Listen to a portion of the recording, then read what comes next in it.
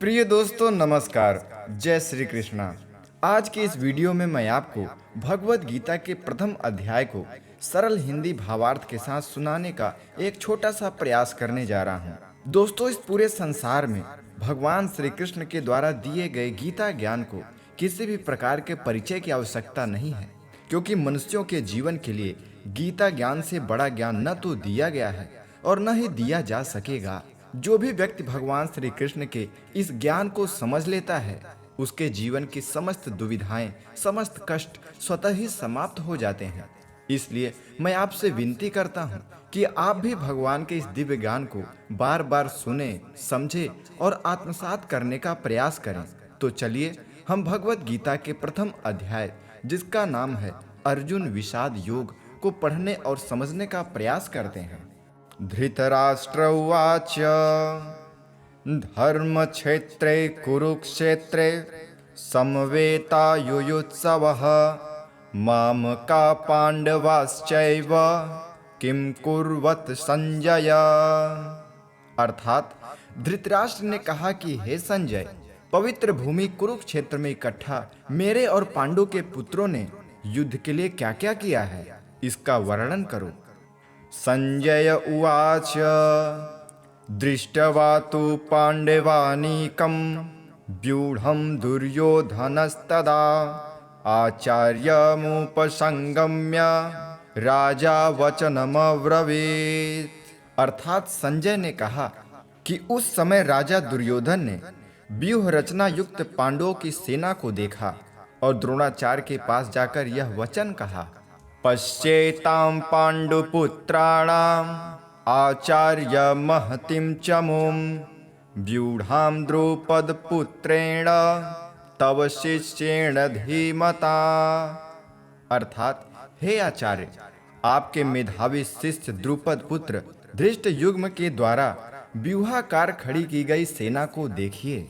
अत्र शूरा महेश्वासा भीमार्जुन समायुधि युयुधानो विराटश्च द्रुपदश्च महारथ धृष्टकेतुश्च कीतानः काशीराजश्च वीर्यवान् पुरुजित् कुन्तिभोजश्च शव्यश्च नरपुङ्गवः युधामन्युश्च विक्रान्त उत्तमौजाश्च वीर्यवान् सौभद्रो द्रौपदेयाश्च सर्व एव महारथः।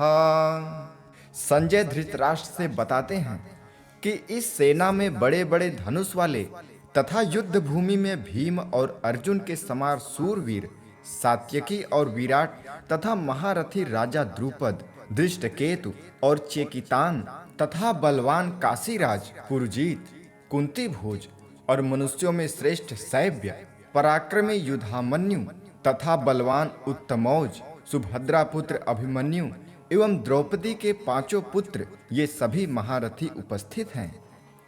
अस्माकं तु विशिष्टा ये तानि बोध द्विजोत्तम नायका मम सैन्यस्य संज्ञार्थं तां ब्रवीमि ते। अर्थात हे ब्राह्मण श्रेष्ठ, अपने पक्ष में भी जो प्रधान है उनको आप समझ लीजिए। आपकी जानकारी के लिए मेरी सेना के जो जो सेनापति हैं, अब उनको बतलाता हूँ। भवान् भीष्मश्च कर्णश्च कृपश्च समितिञ्जयः अश्वस्थामा विकर्णश्च सौमदत्तिस्तथैव च।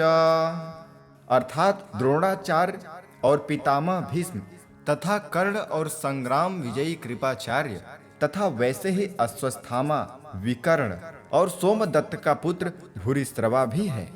अन्ये च बहवः शूरा मदर्थे त्यक्तजीविताः नानाशस्त्रप्रहरणः सर्वे युद्ध विशारदाः। अर्थात और भी मेरे लिए जीवन की आशा त्याग देने वाले बहुत से सूरवीर अनेक प्रकार के शस्त्रास्त्रों से सुसज्जित और सब के सब युद्ध में चतुर हैं। अपर्याप्तं तदस्माकं बलं भीष्माभिरक्षितं पर्याप्तं त्विदमेतेषां बलं भीमाभिरक्षितम्। अर्थात भीष्म पितामह द्वारा रक्षित हमारी वह सेना सब प्रकार से अजेय है और भीम द्वारा रक्षित इन लोगों की यह सेना जीतने में सुगम भी है। अयनेषु च सर्वेषु यथा भागमवस्थिता भीष्ममेवाभिरक्षन्तु भवन्तः सर्व एव हि। इसलिए सब मोर्चों पर अपनी अपनी जगह स्थित रहते हुए आप लोग सभी निसंदेह भीष्म पितामह की ही सब ओर से रक्षा करें। अब आगे संजय दोनों सेनाओं द्वारा की गई शंख ध्वनि का उल्लेख करते हैं। तस्य संजनयन् हर्षं कुरु वृद्धः पितामहः सिंहनादं विनद्योच्चः शंखं दद्मो प्रतापवान्। उस दुर्योधन के हृदय में हर्ष उत्पन्न करते हुए कौरवों में वृद्ध प्रभावशाली पितामह भीष्म ने सिंह के समान गरज कर जोर से शंख बजाया। ततः शंखाश्च भीर्यश्च पड़वानक गोमुखः सहसैवाभ्यहन्यन्त सशब्दस्तुमुलोऽभवत्। अर्थात इसके पश्चात शंख और नगारे तथा ढोल मृदंग और नरसिंह आदि एक साथ ही सब बज उठे। उनका वह शब्द बड़ा भयंकर हुआ है। ततः श्वेतैर्हयैर्युक्ते महते स्यन्दने स्थितौ माधवः पाण्डवश्चैव दिव्यो शंखो प्रदध्मतुः।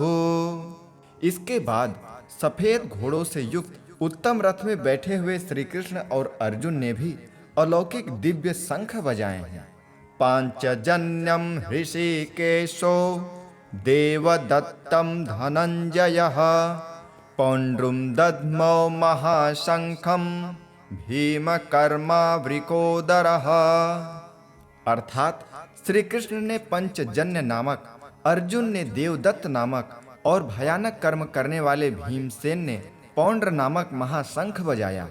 अनंत विजयम राजा कुंती पुत्रो युधिष्ठिरः नकुलः सहदेवश्च सुघोषमणिपुष्पकौ काश्यश्च परमेश्वासः शिखण्डी च महारथः दृष्टद्युग्मो विराटश्च सात्यकिश्चापराजितः द्रुपदो द्रौपदेयाश्च सर्वशः पृथिवीपते सौभद्रश्च महाबाहु शंखान् दद्मुः पृथक पृथक। अर्थात कुंती पुत्र राजा युधिष्ठिर ने अनंत विजयी नामक और नकुल तथा सहदेव ने सुघोष और मणिपुष्पक नामक शंख बजाए। श्रेष्ठ धनुष वाले काशीराज और महारथी शिखंडी एवं दृष्टद्युम्न तथा राजा विराट और अजय सात्यकी, राजा द्रुपद एवं द्रौपदी के पांचों पुत्र और बड़ी भुजा वाले सुभद्रा पुत्र अभिमन्यु, हे राजन, इन सभी ने सब ओर से अलग अलग शंख बजाए। सघोषोद्धार्तराष्ट्राणां हृदयानि व्यदारयत् नभश्च पृथ्वीं चैव तुमुलो नुनादयम्। और इस भयानक ध्वनि ने आकाश और पृथ्वी को भी गुंजाते हुए धार्तराष्ट्रों के अर्थात आपके धृतराष्ट्र के पक्ष वालों के हृदय विदीर्ण कर दिए। अब आगे संजय ने अर्जुन द्वारा सैन्य निरीक्षण को बताया। अथ व्यवस्थितान् दृष्टा धार्तराष्ट्रान् कपिध्वजः प्रवृत्ते शस्त्र संपाते धनुरुद्यम्य पांडवः ऋषिकेशं तदा वाक्य मेदमाह महीपते सेनायोरुभयोर्मध्ये रथं स्थापयमेच्युत यावदेता निरीक्षेऽहं योद्धुकामानवस्थितान् कैर्मया सह योद्धाव्यम् अस्मिन् रणसमुद्यमे। संजय कहते हैं कि हे राजन, इसके बाद कपिध्वज यानी हनुमान जी का चिन्ह जिनके रथ की ध्वजा पर है, यानी अर्जुन ने मोर्चा बांधकर डटे हुए धृतराष्ट्र संबंधियों को देखकर उस शस्त्र चलने की तैयारी के समय गांडीव उठाकर ऋषिकेश श्री कृष्ण से यह कहा, हे अच्युत, मेरे रथ को दोनों सेनाओं के बीच में तब तक खड़ा रखिए जब तक कि मैं युद्ध में खड़े हुए युद्ध के इच्छा रखने वालों को भली प्रकार से देख न लूं और मैं यह जान न लूं कि इस युद्ध रूप उद्योग में मुझे किन किन के साथ युद्ध करना योग्य है। योत्स्यमानानवेक्षेऽहं यः एतेऽत्र समागतः धार्तराष्ट्रस्य दुर्बुद्धये युद्धे प्रियचिकीर्षवः। अर्जुन यह भी कहते हैं कि दुष्ट बुद्धि दुर्योधन का युद्ध में हित करने की इच्छा रखने वाले जो राजा लोग इस सेना में आए हैं, मैं उन सबको देखना चाहता हूँ। एवमुक्तो ऋषिकेशो गूढ़ाकेशेन भारत सेनयोरुभयोर्मध्ये स्थापयित्वा रथोत्तमः भीष्मद्रोण प्रमुखतः सर्वेषां च महिच्छिताम् उवाचः पार्थ पर्ष्यैतान् समवेतान् कुरुनिति। संजय बोले कि हे धृतराष्ट्र, निंद्रा विजयी अर्जुन द्वारा कहे अनुसार श्री कृष्ण ने दोनों सेनाओं के बीच में भीष्म और द्रोणाचार्य के सामने तथा संपूर्ण राजाओं के सामने उस श्रेष्ठ रथ को खड़ा कर इस प्रकार कहा कि हे पार्थ, युद्ध के लिए इकट्ठे हुए इन कुरुवंशियों को देख। तत्र पार्श्वस्थितान् पार्थः पितॄनथ पितामहान् आचार्यान् मातुलाभ्रान्त पुत्रान् पौत्रान् सखिलस्तथा स्वसुरान् सुहृदश्चैव सेनयोरुभयोरपि तान् समीक्ष्य स कौन्तेयः सर्वान् बन्धूनवस्थितान् कृपया पर्याविष्टो विषीदत्रिदमब्रवीत्। दृष्टेवमं स्वजनं कृष्ण युयुत्सुं समुपस्थितं सीदन्ति मम गात्राणि मुखं च परिशुष्यते वेपथुश्च शरीरे मे रोमहर्षश्च जायते। आगे संजय कहते हैं कि इसके बाद पृथापुत्र अर्जुन ने उन दोनों ही सेनाओं में स्थित पिताओं, पितामहों और आचार्यों को, मामाओं को, भाइयों को, पुत्रों को, पौत्रों को तथा मित्रों को, ससुरों को और सुहृदों को भी देखा। अपने अपने स्थान पर उपस्थित संपूर्ण बंधुओं को देखकर वे कुंती पुत्र अर्जुन अत्यंत करुणा से युक्त होकर विषाद करते हुए यह वचन बोले, हे कृष्ण, युद्ध क्षेत्र में इकट्ठे हुए युद्ध की इच्छा वाले इस स्वजन कुटुंब समुदाय को सामने देखकर मेरे अंग शिथिल हुए जा रहे हैं और मुख सूखा जा रहा है तथा मेरे शरीर में कंपन एवं रोमांच हो रहा है, साथ ही साथ मेरे रोंगटे खड़े हो रहे हैं।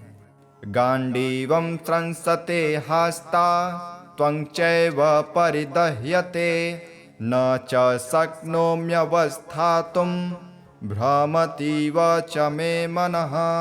अर्जुन श्री कृष्ण से कहते हैं कि मेरे हाथ से गांडीव धनुष गिर रहा है और त्वचा भी बहुत जल रही है तथा मेरा मन भ्रमित सा हो रहा है, इसलिए मैं खड़ा रहने में भी समर्थ नहीं हूँ। निमित्तानि च पश्यामि विपरीतानि केशव न च श्रेयोनुपश्यामि हत्वा स्वजनमाहवे। हे केशव, मैं लक्षणों यानी शकुनों को भी विपरीत ही देख रहा हूँ तथा युद्ध में स्वजन समुदाय को मारकर अपना श्रेय भी नहीं देख रहा हूँ। न कांक्षे विजयम कृष्ण न च राज्यं सुखानि च किं नो राज्येन गोविन्द किं भोगैर्जीवितेन वा। हे कृष्ण, मैं न तो विजय चाहता हूँ और न राज्य और न ही सुखों को चाहता हूँ। हे गोविंद, हमें ऐसे राज्य से क्या लाभ है अथवा ऐसे लोभों से और ऐसे जीवन से भी क्या लाभ हो सकता है। ये सामर्थ्ये कांक्षितम नो राज्यं भोगः सुखानि च त इमेव स्थिता युद्धे प्राणां त्यक्त्वा धनानि च। अर्जुन श्री कृष्ण से कहते हैं कि हमें जिनके लिए हमारे राज, भोग और सुख आदि की इच्छा है, वे लोग ही यह सब धन और जीवन की आशा का त्याग कर युद्ध में खड़े हैं।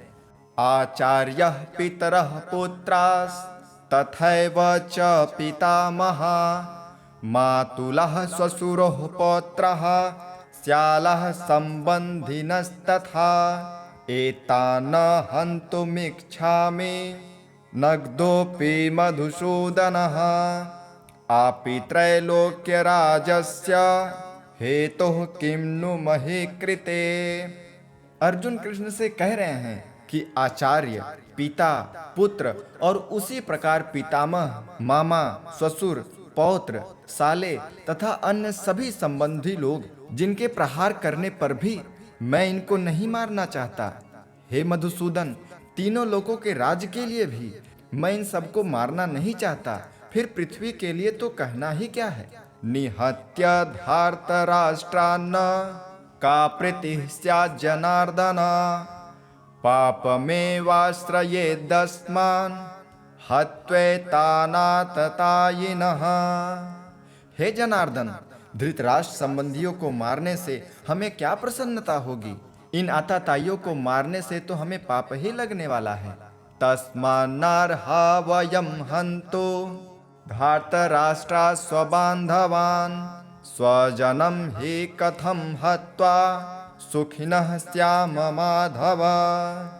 इसलिए हे माधव, अपने ही बांधव इन धृतराष्ट्र संबंधियों को मारने के लिए हम योग्य नहीं हैं, क्योंकि अपने ही कुटुंबियों को मारकर हम कैसे सुखी होंगे।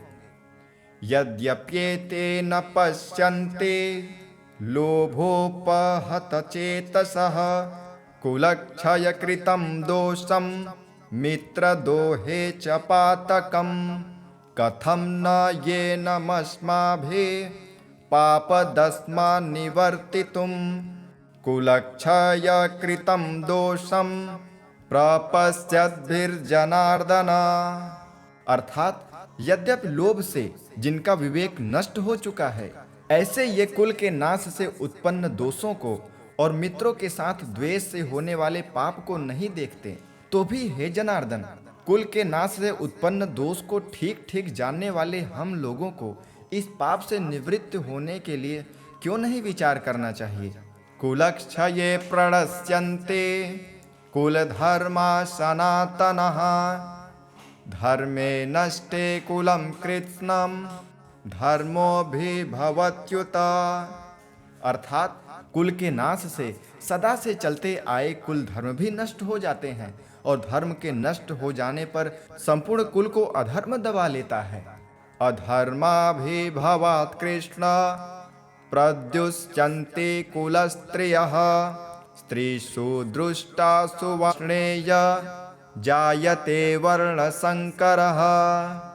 हे कृष्ण, पाप के अधिक बढ़ जाने से कुल की स्त्रियां अत्यंत दूषित यानी अधर्मी हो जाती हैं, और हे वार्ष्णेय, स्त्रियों के दूषित यानी अधर्मी हो जाने पर वर्ण संकर उत्पन्न होते हैं।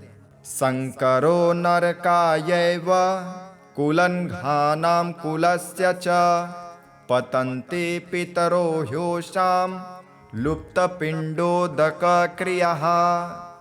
अर्थात वर्ण संकर कुल घातियों को और कुल को नरक में ले जाने वाला ही होता है।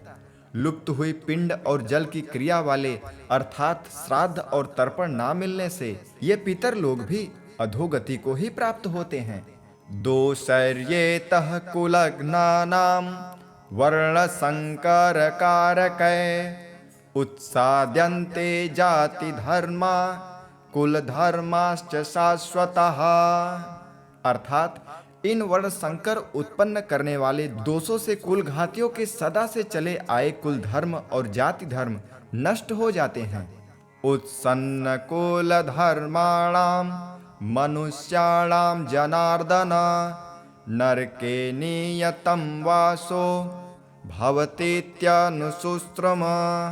अर्जुन कहते हैं कि हे जनार्दन, जिनके कुल धर्म नष्ट हो जाते हैं। ऐसे मनुष्यों का बहुत काल तक नरकों में वास होता है, ऐसा हम सुनते आए हैं। अहो बत महत् पापम कर्तुम व्यवसिता वयम यद्राज्य सुख लोभेन हंतुम स्वजनमुद्यतः। यह बड़े आश्चर्य की बात है कि हम लोग बुद्धिमान होकर भी बड़ा भारी पाप करने को तैयार हो गए हैं, जो राज्य और सुख के लोभ से स्वजनों को मारने के लिए तैयार हो गए हैं। यदि माम प्रतीकारम शस्त्रम शस्त्रपाणयः धार्तराष्ट्रो रणे हन्युस् तस्मे क्षेमतरम भवेत्। अर्जुन श्री कृष्ण से कहते हैं कि अगर मुझे शस्त्र रहित एवं सामना न करने वाले शस्त्र को हाथ में लिए हुए धृतराष्ट्र के संबंधी युद्ध में मार भी डालें, तो वह मरना भी मेरे लिए अधिक कल्याणकारक होगा।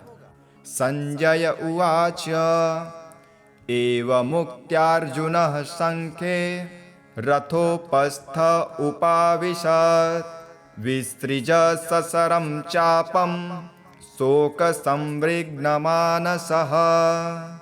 संजय बोले कि रणभूमि में शोकाकुल मन वाले अर्जुन इस प्रकार कहकर बाण सहित धनुष का त्याग कर रथ के मध्य भाग में बैठ गए।